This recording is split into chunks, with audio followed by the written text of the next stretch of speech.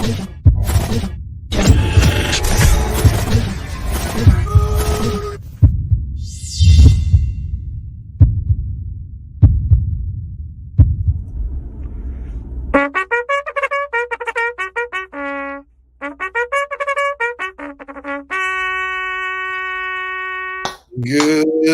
morning. There is a screen full of folks here today, baby. Gotta love Wednesdays when you get all the Nudelbergs in the screen. Gotta love it. Always nice to join you guys. Shay enjoying a week with his family in town, but they brought the rain, bro. So yeah, there's a couple people who's visiting. Like shout out to Dylan Combs who's visiting here in South Florida. Also decided to bring the rain with them down here to South Florida. Last night was an interesting night for me.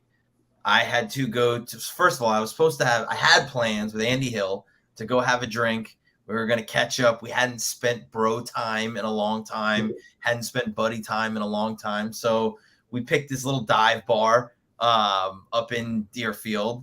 I get there, we sit down, I order a beer, and phone rings. It's Gabby. I'm like, oh boy, what's happening? I answer, right? We got a dog emergency. Of course, Julian was eating dinner. He was eating a corn on the cob.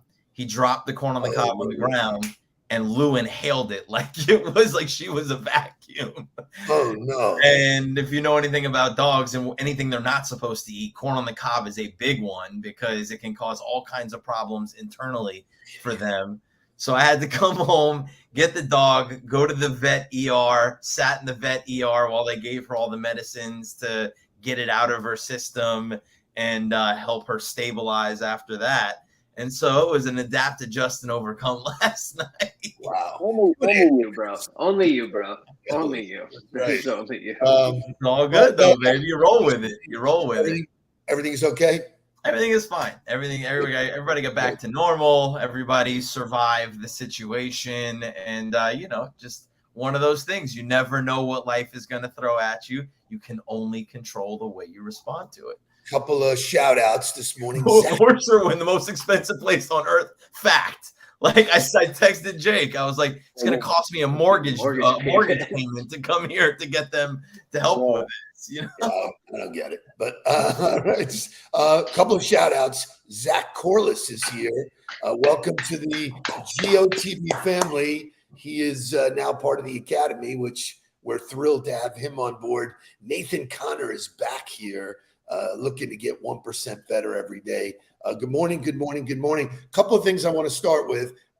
First of all, for those of you who I want to remind you about FroPro, right? I love it. Oh, you got your snack bar pack. I got my delivery. The packaging is great. It says, eat our bar, raise yours. Great tagline. And then I ordered the sampler. Nice. So I've got 12 bars or 9 bars. What flavors came in your sampler pack? Did you get to pick them? Pretty cool. No.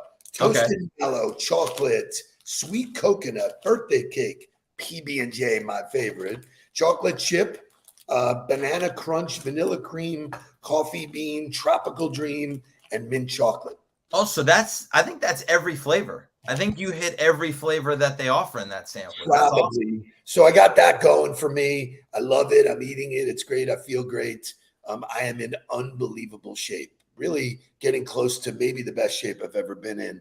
We'll talk more about that today because we're going to grill Mr. Nudelberg about some health questions, some training questions.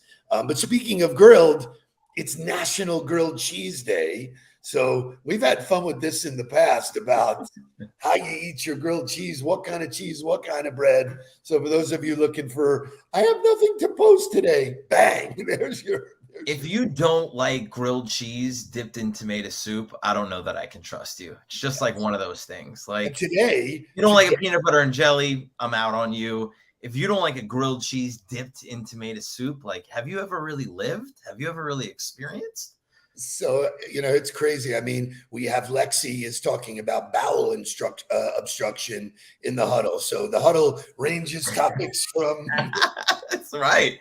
So this is like, there's a whole conversation of people going on like, not understanding how bad corn on the cob is for a dog. It's actually a deadly thing that they I had no idea. I would have no idea that. No, none of us did. No I'm sitting clue. at the bar with Andy, and Andy starts Googling, and he's like, "Oh, this is serious." And I'm Right. like, Yeah, yeah, like bro, I vet gotta go. hospital. I was like, "Is she good?" And you're like, "Will be." I was like, "All right." Right, exactly. I'm oblivious to it all. I'm glad it all worked out. I want to revisit topic from yesterday. Got tremendous feedback about teamwork. I did a video on it. A lot of other people posted comments and thoughts. But today, Mark Nudelberg, boom, home run. Look at this picture. And I want you, if you can, unpack what your post was about.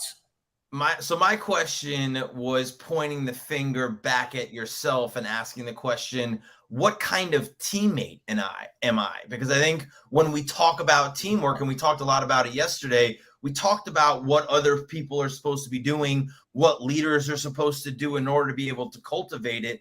But ultimately, when you talk about the individual responsibility, the responsibility you have to the team is, what kind of teammate are you? Are you the glue or are you the scissors? Do you bring the team together or do you separate the team? Like, are you pointing the finger at other people or are you reaching a hand out with an open palm to say, I'm here to help? So like, a lot of people bitch and complain about the situation they're in, but when you ask them what they're doing to fix that situation or make the situation better, they're actually a part of the problem. So unless you are actively doing something to create the teamwork and be the right kind of teammate, I think it's a wasted conversation. Hence the I, because you cannot win without the I. So great stuff. Great post. Shay, wake us up so we can get into some of this great content today. Wake up, everybody. Get up, get up, get up, get up. Wake up. Come on. Wake up, everybody. Teach a new way. Maybe then they'll listen what you have to say. Wake up, everybody. No more sleeping in there. No more about the thinking, time of thinking ahead. Come on.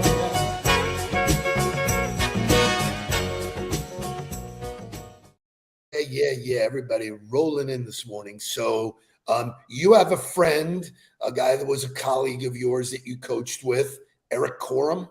Yep. Eric posts some amazing content, super smart.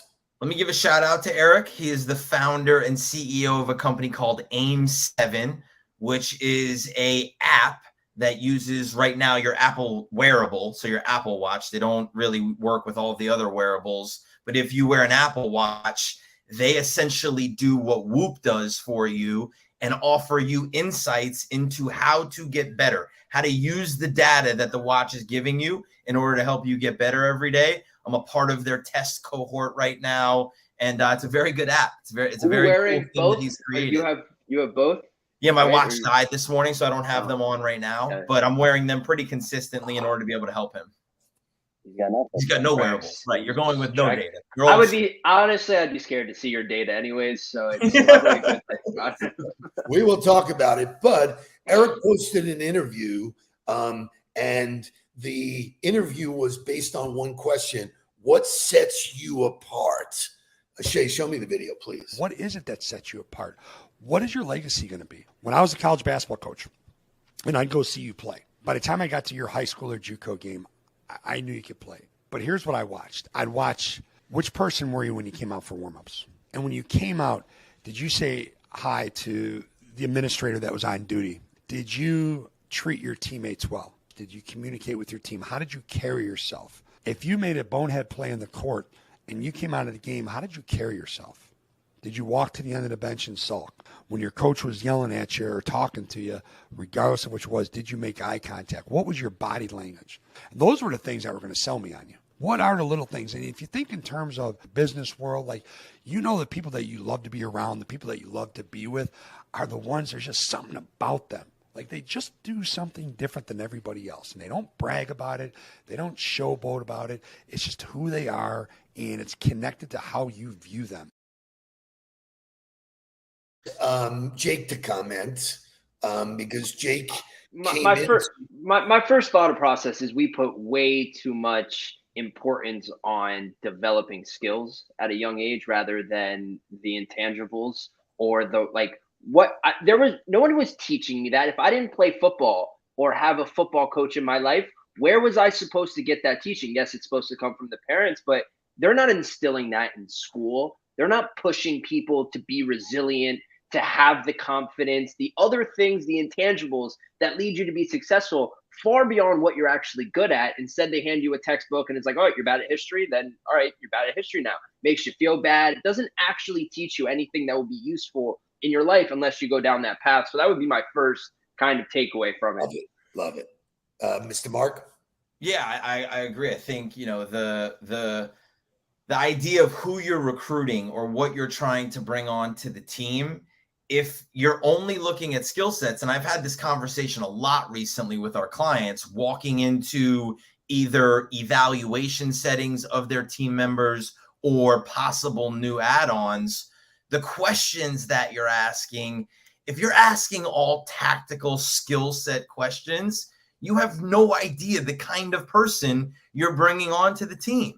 And so if you ask questions around, and the thing he talked about is there was just something about them. The people you love to be around, the people is something about them. That something is that it's not about them. It's about the team.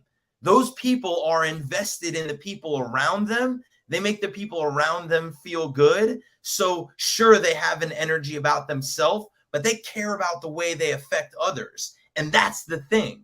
So if you're looking to build a team, asking questions around how you operate in a team setting, how you communicate in a team setting, how you handle adversity in a team setting, that's going to give you insight into, because it's nice to be a coach and to be able to go to a game and watch somebody in real time react to those things. That was the best part about being in athletics, was the eye in the sky was a real thing. I got to go watch people.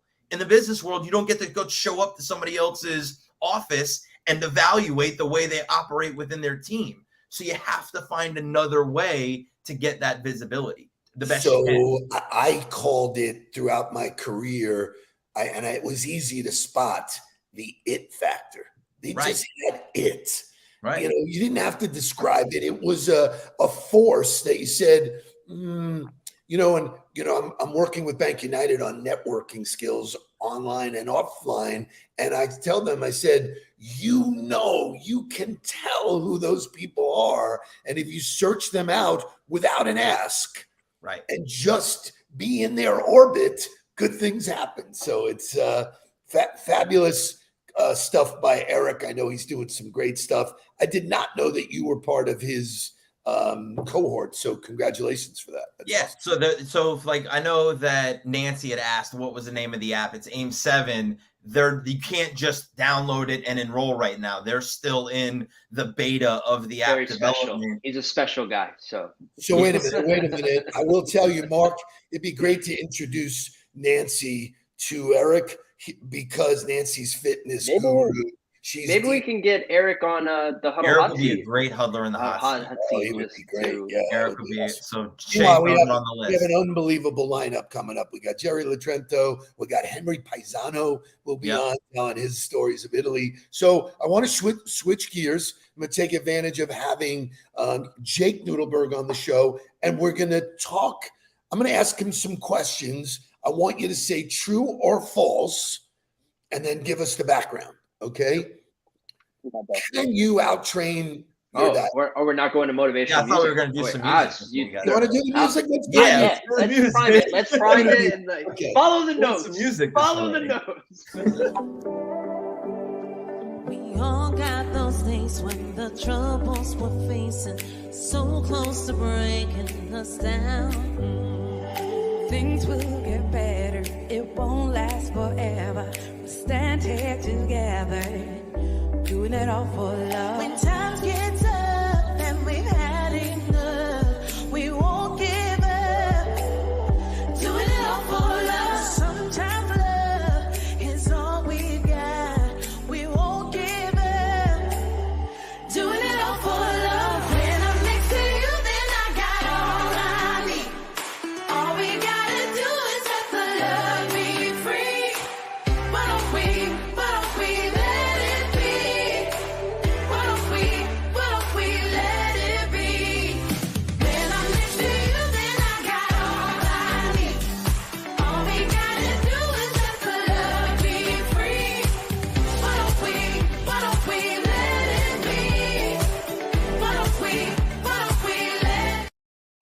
I love it.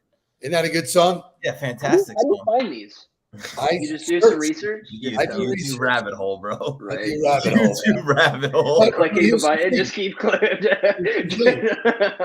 I do it. I enjoy the research. Number one, I recognize when I find it, and then I get to share it with everybody and get that kind of response. So it's 8:13 already. We're not going to have a lot of time. So I'm already prefacing this that, Jake, if you want to come back tomorrow, I'd love to see huddlers send in their questions for you to ask. But here's my first question to you. Can you out-train your diet? Depends on so this, like, all of these are not one way or the other. I think there's multiple ways that you approach fitness, that you can go about it. If you talk to people my age, yes, you can out-train your diet because our metabolism is very fast. And if you, like, the athletes I were around, like, I watched players eat Big Macs before practice and then go out and do things that I could never do in my entire life. But for the normal human being, no, and it feeds each other. So when you're working out and you're eating bad, you're directly doing the opposite, right? So, Dad, when you're a great case study, when you eat right, what are you like the next morning in the gym? On fire. On fire. You're like, give me more. And then when you eat like shit, you come in, you're lethargic, you're, I don't want to do this. It fucks with your mentality, fucks with your body, your joints, your muscles. It doesn't feed it. So no. That to me is like, can you out-train your diet to just keep fat off your body or to like stay in shape? Sure. But ultimately, how good do you want to be, right? Like if you're focused on the mindset, if you're focused on the recovery, if it's about more than just the scale, you can't out-train a bad diet. You can't, the diet is the thing that is the center point for all of that. So I will say though, but working out feeds the desire for better food. Like Sure. the way that you operate. Yeah. Eddie. Listen, Eddie, and you're a beast on the row machine, so I'm not gonna, like, you're an anomaly. Dad is an anomaly. Dad's at 63, or what are you, 62? Sorry, I messed up your guys' age. I'm 62. I mean, you're doing workouts that I'm doing. Like, you're doing the same lifts that I'm doing, the same workouts, maybe a little slower now. Just throw you a little, jab that I'm better, but it's okay. And but no, of course, I'll be kidding. But seriously, like, but you want to eat better, and the little habits that you create, your body fuels it. It wants fuel in order to do the things that you want it to do. And if you're working out, it'll then yearn for more better food in order for it to be fuel. So I want to share this from my perspective. There's so many people pumping diets, fast, keto, all of the shit that's out there. And basically you simplified it for me and said, drink a lot of water, eat a lot of protein and vegetable. Boom. Eat as much protein as you want. And you know what? My favorite is that Arnold newsletter. Yep. This is debunking all of the crap. Don't work out every day. Bullshit. Move. Right. All of these things. So diets and Eric Ross, coming to us from Jacksonville. For me, it's diet first. Diet makes your workout better because you can work out. And Jake was saying to me, we lived together, and he said, your diet choices, you might as well not even work out. Right. What's the point? He goes, now, like, I've had a couple of very, very clean days, and my body is getting chiseled in a way that I thought it was not possible. Not by not eating. It's about eating the right things, about fueling your body. Because most people, like, look, yes, you have to be in a calorie deficit if you want to lose weight fast. That is the fastest way in order to drop the pounds. But your body will give out if you do not feed it. It is a machine. Your car will not run if it doesn't have gas. And so the thinking is, well, I worked out really hard. Now, if I don't eat a lot, I'll be fine and I'll lose weight. You're going to be lethargic. You're going to be tired. You're not going to be able to operate. So it crushes your recovery. And crushes your recovery, right? I think that's the newest information for me was, and like Brian asked about alcohol. Get it out of your worst thing. The worst thing for your body. Like, so Arnold says every day. Arnold posts and he says 3 drinks a week. Correct. Yeah, correct. I was 3 drinks a night. and you're better off actually doing the 3 drinks in one night than having 1 drink on 3 different nights, because of the way it affects your sleep, and then that affects your recovery, and then that affects the way you feel the next day and how you go about doing things. So like, to me, 2 things that are just like, you got to stay away from it. It's alcohol and it's sugar. Mostly because of the way it affects your mindset and the way it affects the brain and the way the body actually functions. If you can, well, here's what's interesting. Yeah. Anything, white flour, no good. Sure, you can get way into it, but this to me again is like, fucking simplify it. I'm not trying to be an Olympic athlete. Like, I don't care. I'm okay eating some bread once or twice a week or 3 times a week. I just know that if I'm going to eat bread, I should eat it in my workout window. When should I eat it? Okay. I should eat it at a time. Hold on one second. Yeah. The carbs question. Carbs question. Where is my carbs question? If you have trouble getting out of bed in the morning, adding carbs to your breakfast is a good thing. Yes, 1000%. Cool. High in protein at night, and don't do the carbs at night, because then it would just sit there and your digestive system will go to war all night and you won't sleep your well. insulin. Right. Carbs correct. become sugar. Sugar Can't spikes fall your asleep, insulin, changes the way that you sleep. So then you feel shitty in the morning and it's super hard. I would love to talk to Andy about the ring, because I don't know anybody who has the ring. Right. I would love to know the data that they're getting. I get tagged with, on their targeting marketing 24/7. But it's the same with Whoop, right? Like, and this is what we know now because we've been studying the data and because we have it. Jake, how long have we been on Whoop? A couple years now? I'm over 2 years now. Right. So I'm 2 years in on this of watching what happens when I eat sugar, what happens when I drink alcohol, what happens when I have a high carb diet. And for the one thing that it really does is it affects the recovery. Forget about weight, forget about energy. It affects the recovery. And if I have poor recovery, I cannot sustain the workload that I'm trying to sustain. So for me, it's all about how do I get the best recovery possible so that I can sustain my effort and output on a daily basis. So 2 things. Shay, give me overtime. Shay's asleep. And we'll go to overtime. I'm gonna hold on, guys. Does anyone know what Shay's doing right now? It's got to be shown. Got to be shown. Yeah. Oh, Chanel makes her Huddle appearance. Come on, I had to show that. All right, family show, baby. Love you. Okay, so here's the last topic for today, and I am saying, Jake, will you come back tomorrow? First of all, yes, fine. Shout out to Laura Sherwin. Yeah, Laura Sherwin. We got to do it because we talked to Casey about how cold he's doing it, and I haven't done that in years, and we got to do that. Some real cold. They're doing it on a daily basis. It's awesome. So, well, actually, Matt Williams is going to come down. He has a portable cold plunge, which would be really, really cool. So here's where I want to. This is another one. Bang, bang, body bang. temperature. HRV drop. I have no idea what to do to fix that. When it is you're way high, I go, okay. I'm sorry, my skin temperature. This is so good. I love this. So the last topic I want to talk about is stretching. Shay, show me what real stretching looks like.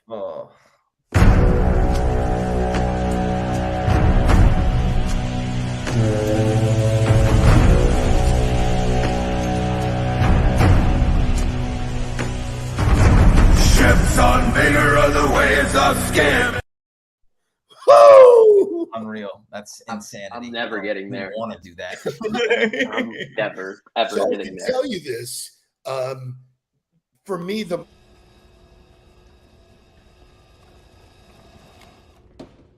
How about no? I love it. I love it. But talk to me about the benefits of stretching. Mobility. I mean, it's mobility. It all feeds. It all feeds the same goal. You can't move your muscles. Into the chiropractor. Well, so what I love was the chiropractor analogy for this, right? And they always refer to it as a hose.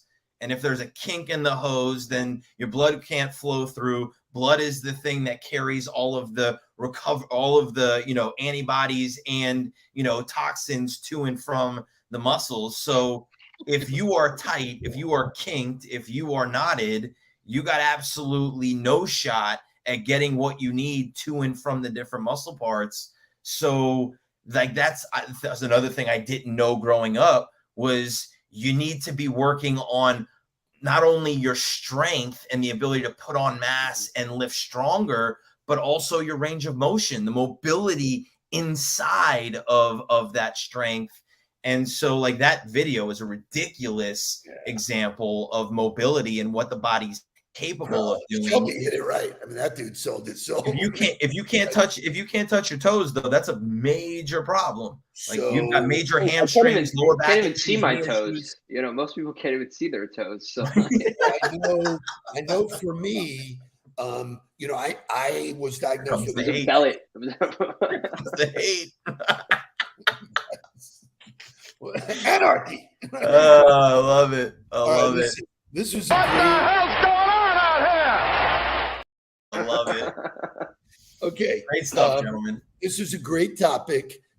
Jake, come back tomorrow. I've got more questions, but huddlers, send us your questions ahead. We'll touch on the workout window tomorrow as well. We'll make sure that's in the topic because I know I didn't get a chance to answer it for you. So send us your questions. Tomorrow's whole show will be question and answer with the fitness team. One of the questions has to be, Jim Barrett says, the NTs out there. If you do not know what an NT is, we will discuss it tomorrow. I do not know what an NT is. We'll discuss it tomorrow. Do you know what an NT is, Jake? I have no idea. Let's get down to business. Like the fact, Thursday. Right? See you tomorrow, folks. Please don't worry about me. I'm about to let my heart speak. My friends keep telling me to leave this. So let's get down to business. Let's get down to business.